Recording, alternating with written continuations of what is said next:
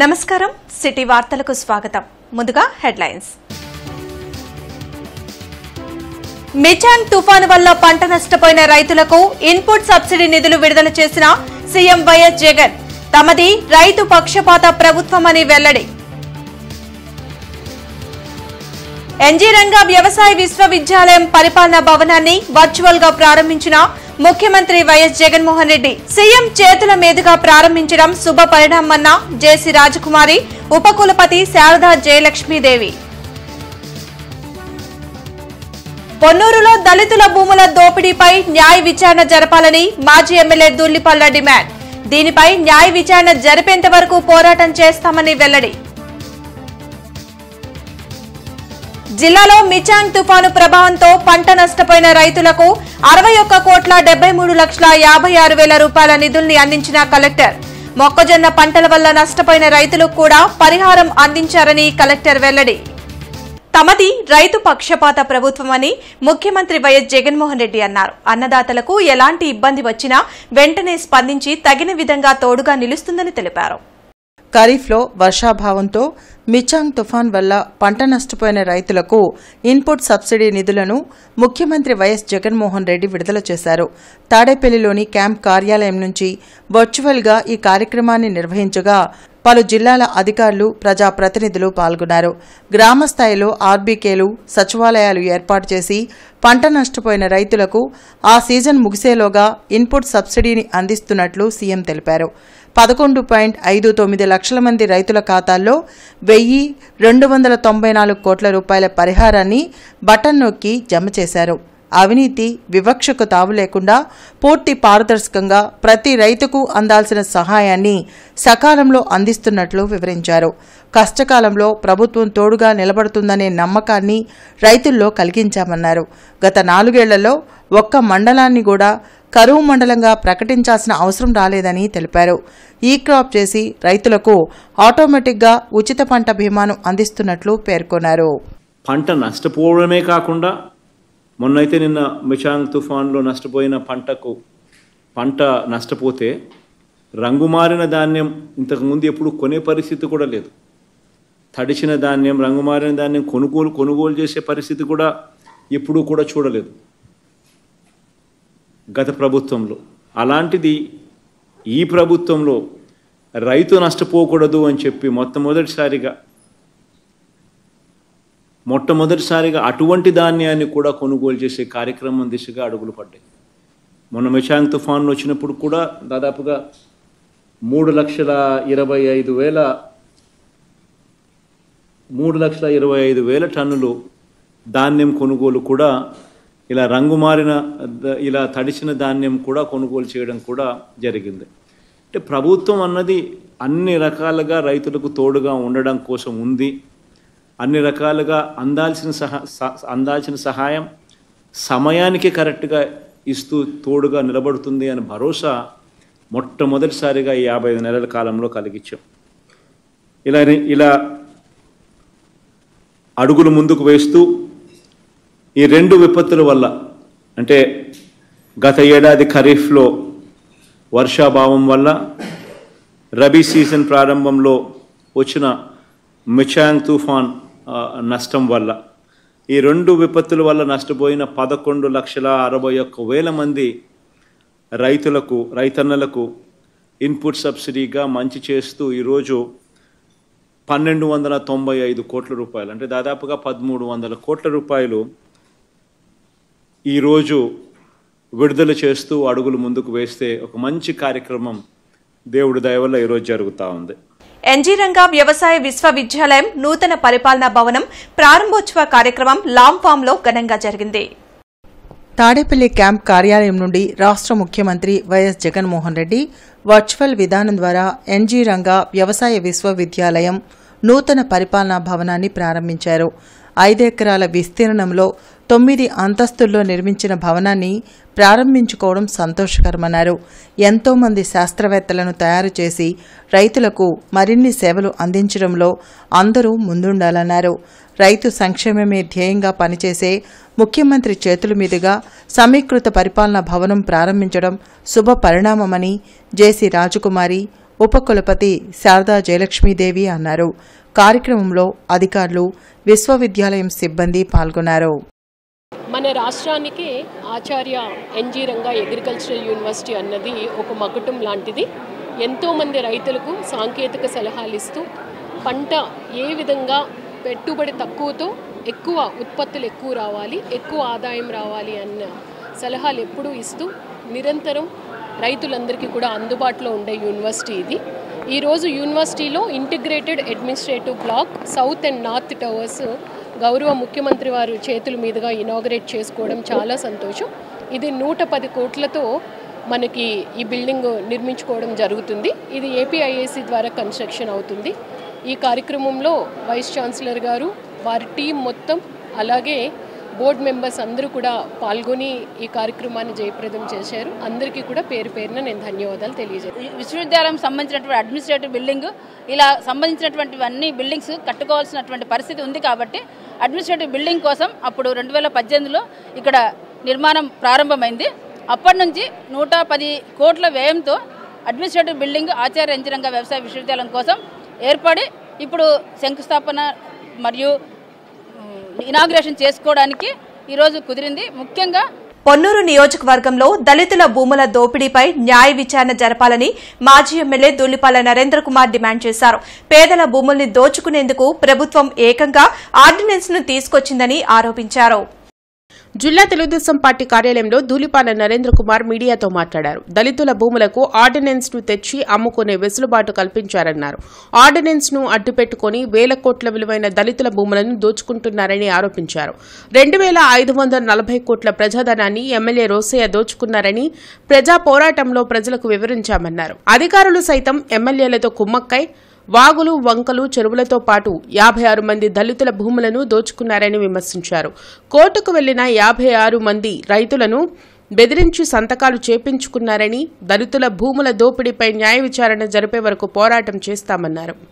ఆయన చెప్తా ఉంటాడు పెత్తందారులకి పేదలకంటే, ఆయన పెత్తందారులకు వారసుడు, ఆయన పేదలకు వారసుడు అని చెప్తాడు. నిజంగా ఆయన వారసత్వం పెత్తందారుల వారసత్వం.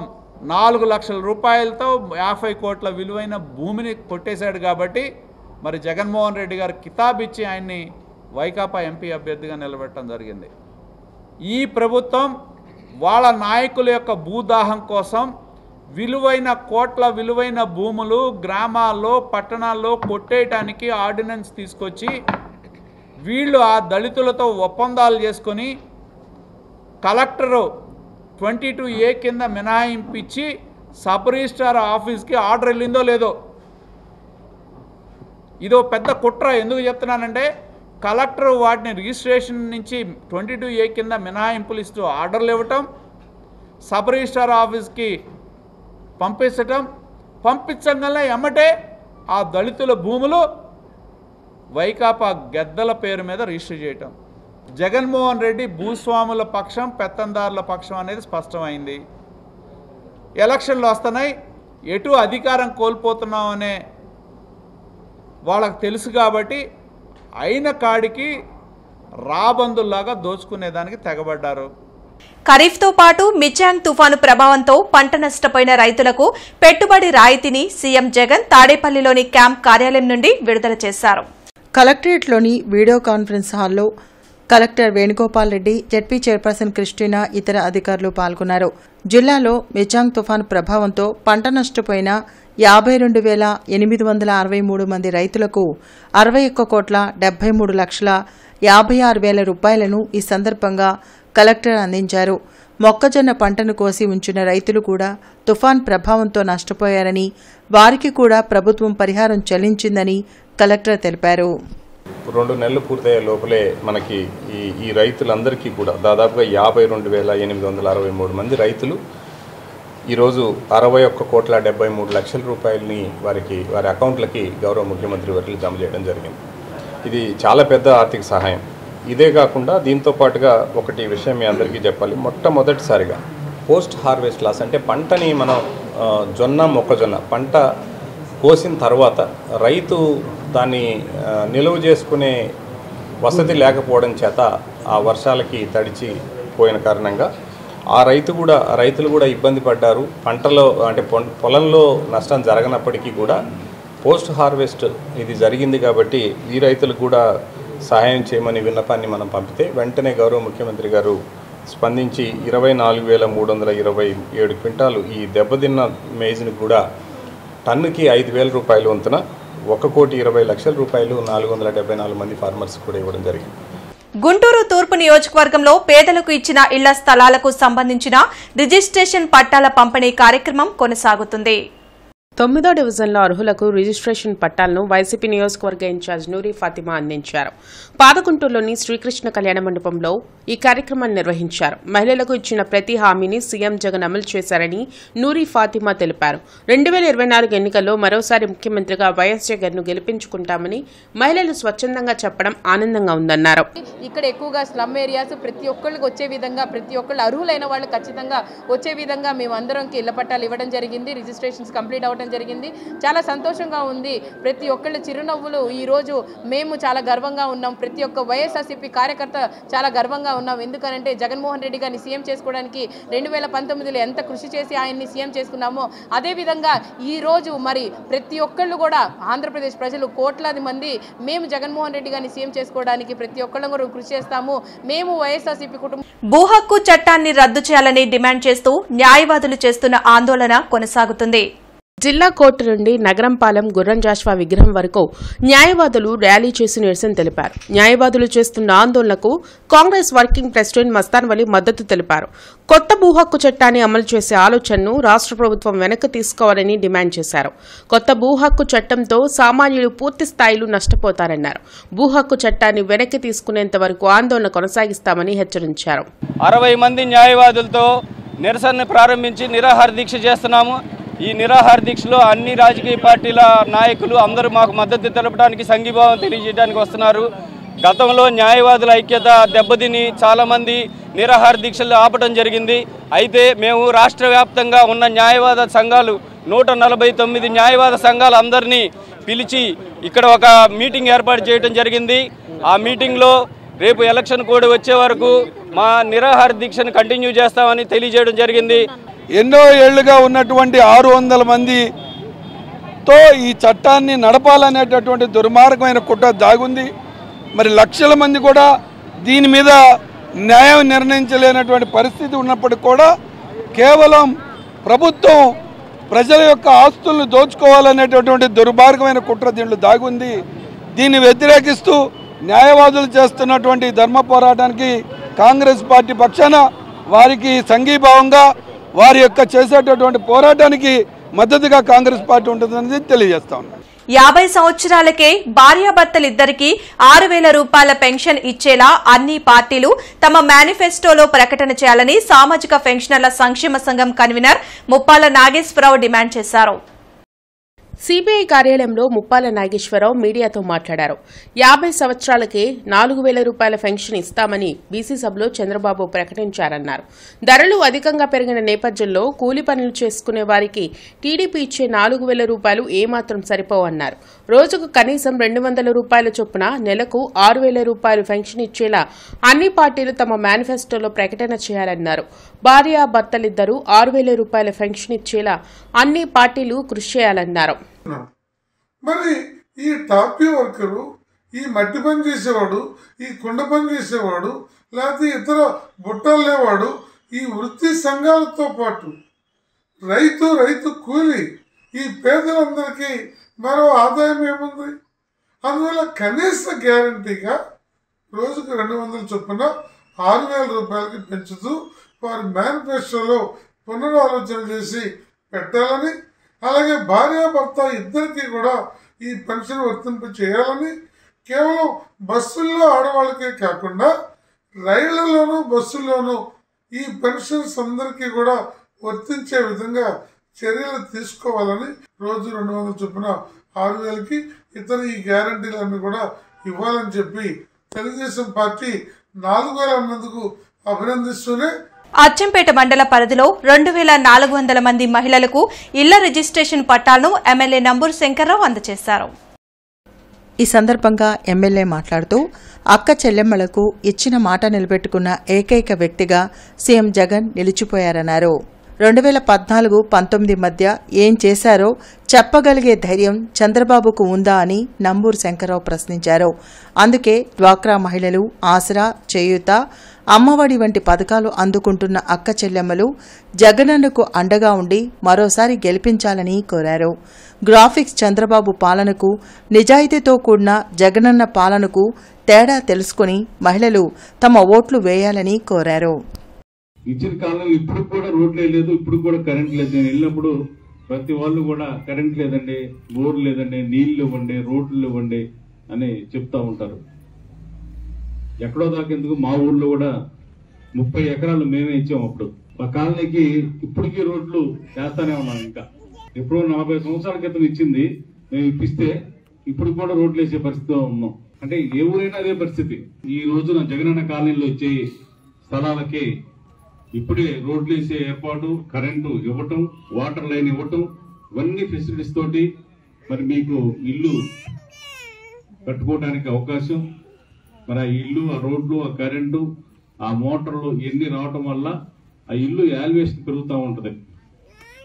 మరి ఇల్లు, ఒక్కొక్క ఇల్లు 7-8 లక్షలు, ఒక్కోసారి అయితే 10 లక్షలు ఒక ఆస్తి లాగా జగన్మోహన్ రెడ్డి గారు మీకు రిజిస్ట్రేషన్ చేసి ఒక 7-8 లక్షల రూపాయలు తక్కువ లేకుండా ఆ ఆస్తి మీకు రిజిస్ట్రేషన్ చేస్తున్నాడు.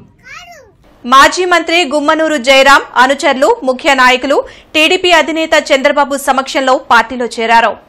ఉండవల్లిలోని చంద్రబాబు నివాసంలో నిర్వహించిన కార్యక్రమంలో టీడీపీ కండవాను కప్పి జయరాం అనుచరులను పార్టీలోకి చంద్రబాబు ఆహ్వానించారు.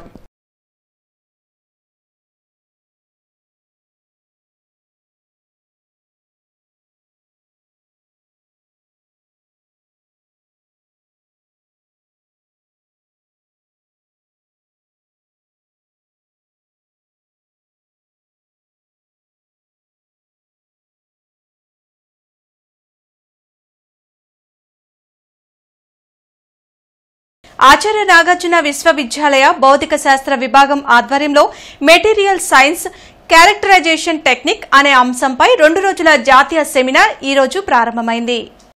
భౌతిక శాస్త్ర ఆచార్యులు ప్రొఫెసర్ ఎం రామిరెడ్డి ఆధ్వర్యంలో నిర్వహించబడుతున్న ఈ 2 రోజుల జాతీయ సెమినార్ను ఆచార్య నాగార్జున విశ్వవిద్యాలయం ఉపకులపతి డాక్టర్ రాజశేఖర్ ప్రారంభించారు. ఈ సందర్భంగా భౌతిక శాస్త్ర విభాగాధిపతి ప్రొఫెసర్ సంధ్యా కోలే మాట్లాడుతూ ఈ సెమినార్ విజయవంతం కావాలని ఆకాంక్షించారు. తిరుపతి శ్రీ వెంకటేశ్వర విశ్వవిద్యాలయ ఆచార్యులు సికే జయశంకర్ ప్రధానోపన్యాసాన్ని సమర్పించారు. ఈ కార్యక్రమంలో doctor K Venkatachalam, professor Nagaraju, professor RVS SN Ravikumar, professor V Ravikumar, professor Lingaraju పర్యవేక్షించారు. The Department of Physics is well maintained and well organized department with complete strength of the faculty. Okay, that's the only department apart from the Department of Zoology and Aquaculture that has the full strength of the teachers in the department with its own history of eminence, which is being effectively carried out by the deciding the destiny of the humanity. Okay. In turn, the materials are deciding the destiny of the humanity. శైవ క్షేత్ర 20వ వార్షిక బ్రహ్మోత్సవాలు ఈ నెల 9వ తేదీ వరకు జరగనున్నట్లు శైవ క్షేత్ర పీఠాధిపతి శివస్వామి తెలిపారు. ఈ మేరకు శివస్వామి మీడియాతో మాట్లాడుతూ ఈ నెల 9వ తేదీ వరకు బ్రహ్మోత్సవాలు నిర్వహించనున్నట్లు చెప్పారు. బ్రహ్మశ్రీ కార్తికేయ శర్మ బ్రహ్మత్వంలో బ్రహ్మోత్సవాలను వైభవంగా నిర్వహిస్తున్నట్లు చెప్పారు. మహాశివరాత్రి రోజు ఆత్మలింగ దర్శనం ఉంటుందని, చివరి రోజు కోటిలింగేశ్వర స్వామి రథోత్సవంతో బ్రహ్మోత్సవాలు ముగుస్తాయన్నారు. బ్రహ్మోత్సవాల్లో భక్తులు పెద్ద సంఖ్యలో పాల్గొని స్వామి అనుగ్రహం పొందాలని కోరారు. అలాగే ప్రపంచ అద్భుత ఆత్మలింగ దర్శనం మహాశివరాత్రి ఒక్కరోజు మాత్రమే స్వామి యొక్క దర్శనం ఉంటుంది. అనగా 8వ తారీఖున శుక్రవారం రోజున తెల్లవారుజామున 6 గంటల నుంచి మరుసటి రోజు తెల్లవారుజామున 5 గంటల వరకు ఆ ఒక్కరోజు మాత్రమే ఆత్మలింగేశ్వర స్వామి యొక్క గర్భాలయ ద్వారాలు తెరుచుకుంటాయి. దివ్యమైన ప్రకాశముతో ఆత్మలింగ స్వామివారు మనకు దర్శనమిస్తారు. అందరూ కూడా ఆ దర్శనాన్ని చేసుకుని మన జన్మ కర్మలు నివారణ చేసుకుని సంకల్పాన్ని సిద్ధించుకోవాల్సిందిగా శుభ ఆహ్వానం పలుకుతున్నాం. ప్రతి ఒక్క భక్తులకు ఆహార ప్రసాదాన్ని ఏర్పాటు చేయడం కూడా జరుగుతుంది. వసంతరాయపురం ట్యాంకుల నుండి నెహ్రూ నగర్ వరకు జరుగుతున్న వాటర్ పైప్ లైన్ పనులను త్వరగా పూర్తి చేయాలని స్థానికులు డిమాండ్ చేశారు. వసంతరాయపురం ట్యాంకుల నుండి నెహ్రూ నగర్ వరకు జరుగుతున్న వాటర్ పైప్ లైన్ల పనులు కొన్ని రోజులుగా నిలిచిపోయాయి. పైప్ లైన్ పనుల కోసం గుంటలు తవ్వి వదిలేయడంతో తీవ్ర ఇబ్బందులు పడుతున్నామని స్థానికులు ఆందోళన వ్యక్తం చేశారు. దీనిపై స్పందించిన స్థానిక కార్పొరేటర్ అగ్గిపెట్టె రాజు పనులు వేగవంతంగా జరిగే విధంగా అధికారులు చర్యలు తీసుకునేలా పనిచేస్తామని తెలిపారు. కార్పొరేటర్ హామీతో స్థానికుల ఆందోళన సద్దుమణిగింది. నూతనంగా వేయటం జరుగుతూ ఉంది. అందులో భాగంగానే ఈరోజు సంజయనగర్ రైల్వే గేట్ దగ్గర కొన్ని పర్మిషన్లు రానందున రైల్వే స్థలంలో కొద్దిగా జాప్యం జరిగింది. ఆ పర్మిషన్స్ కూడా వచ్చి ఉన్నాయి. ఇంకా 2-3 రోజుల్లోనే ఈ లీక్లు ఏమైనా ఉంటే అవి కూడా ఎమ్మెల్యే ముస్తఫా గారి ఆధ్వర్యంలో, అదేవిధంగా జిఎంసి అధికారుల సమక్షంలో, రైల్వే వాళ్ళ సమక్షంలో కూడా అతి త్వరలో కూడా ఈ యొక్క పనులు పూర్తి చేయడానికి మేము ముందుంటాము. ఇక్కడ స్థానిక ప్రజలు ఏ సమస్యలు వచ్చినా కూడా దాన్ని త్వరతగిన పరిష్కారం చేయటకు మేము ఎప్పుడు కూడా ముందుంటాము. కాబట్టి ఇది రైల్వే స్థలం వల్ల మనం ప్రైవేటుగా ప్రొక్లైన్ తెప్పించి ఇక్కడ చేయటం రైల్వే పర్మిషన్కి విరుద్ధంగా ఉంటుంది. కాబట్టి రైల్వే వాళ్ళే దాన్ని చేయాలి. కాబట్టి పనిలో కొద్దిగా జాప్యం జరిగిందని చెప్పి తెలియజేస్తా ఉన్నాను. దీన్ని త్వరగా పూర్తి చేయాలని కోరుతున్నాను. గుంట చర్యలు తీసుకుంటే బాగుంటుంది. బులెటిన్ ముగించే ముందు ముఖ్యాంశాలు మరోసారి. మిచాంగ్ తుఫాను వల్ల పంట నష్టపోయిన రైతులకు ఇన్పుట్ సబ్సిడీ నిధులు విడుదల చేసిన సీఎం వైఎస్ జగన్. తమది రైతు పక్షపాత ప్రభుత్వమని వెల్లడి. ఎన్జీ రంగా వ్యవసాయ విశ్వవిద్యాలయం పరిపాలనా భవనాన్ని వర్చువల్ గా ప్రారంభించిన ముఖ్యమంత్రి వైఎస్ జగన్మోహన్ రెడ్డి. సీఎం చేతుల మీదుగా ప్రారంభించడం శుభ పరిణామన్న జేసీ రాజకుమారి, ఉపకులపతి శారదా జయలక్ష్మీదేవి. పొన్నూరులో దళితుల భూముల దోపిడీపై న్యాయ విచారణ జరపాలని మాజీ ఎమ్మెల్యే దుల్లిపల్ల డిమాండ్. దీనిపై న్యాయ విచారణ జరిపేంత వరకు పోరాటం చేస్తామని వెల్లడి. జిల్లాలో మిచాంగ్ తుఫాను ప్రభావంతో పంట నష్టపోయిన రైతులకు 61,73,56,000 రూపాయల నిధుల్ని అందించిన కలెక్టర్. మొక్కజొన్న పంటల వల్ల నష్టపోయిన రైతులకు కూడా పరిహారం అందించారని కలెక్టర్ వెల్లడి. ఈ వార్తలు ఇంతటితో సమాప్తం. నమస్కారం.